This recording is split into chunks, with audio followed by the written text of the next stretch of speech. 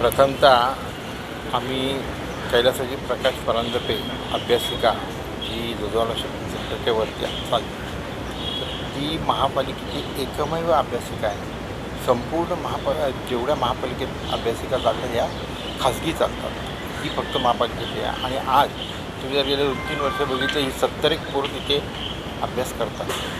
परंतु आज अचानक यांना काय आठवलं की यांनी त्याचा एक अर्जाद्वारे वर्क ऑर्डर दिली आणि एकाला कॉन्ट्रॅक्ट देऊन टाकलं.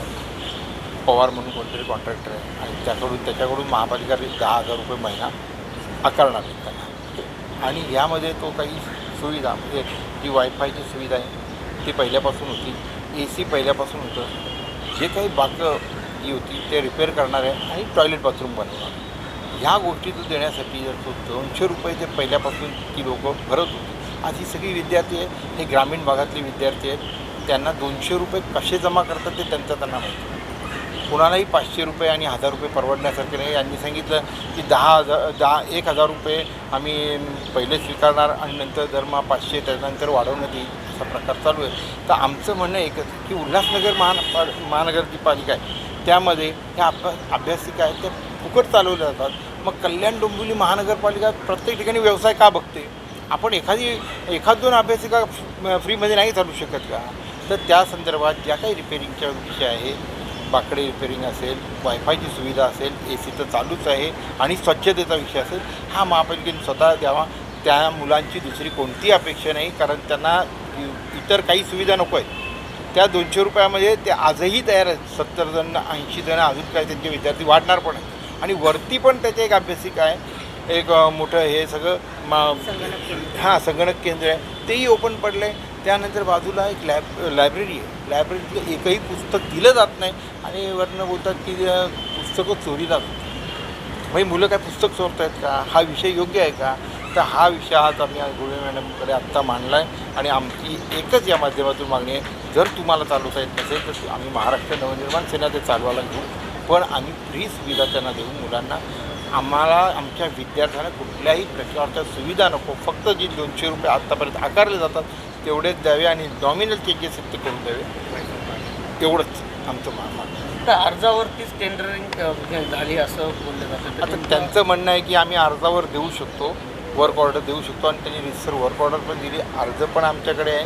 त्यांनी साध्या कागदावर एक अर्ज दिलेला आहे आणि त्यानंतर त्यांनी जे ज्यांनी जी वर्क ऑर्डर दिली ती आहे, ते दोन्ही तुम्हाला आम्ही आत्ता करतो.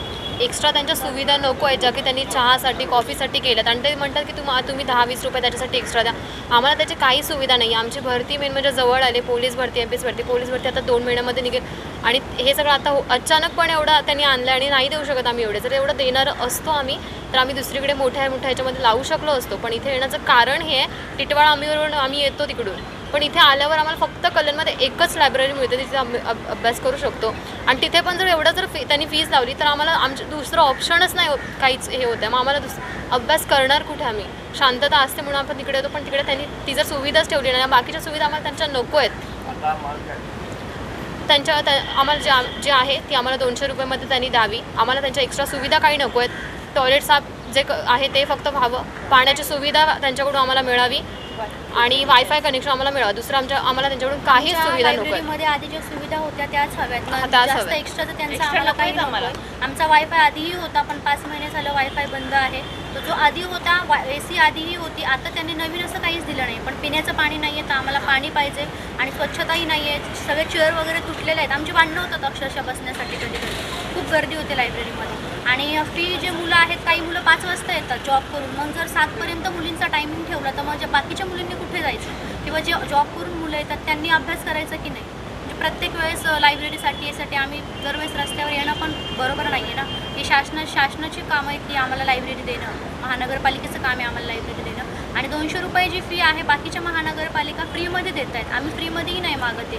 जी आणि जे 24 आर्टिकलनुसार की आम्हाला हे देणं त्यांचं काम आहे. आणि जी लायब्ररी आहे, आम्ही झाला 1-1.5 वर्षापासून इथे येतो आणि लांबून मुलं येतात इथे लायब्ररीसाठी, फक्त ह्याच कारणामुळे की इथे 200 रुपये फी आहे म्हणून. आणि बाकीच्या लायब्ररीमध्ये 1000-1500 रुपये फी आहे, जे की आम्ही नाही भरू शकत एवढे.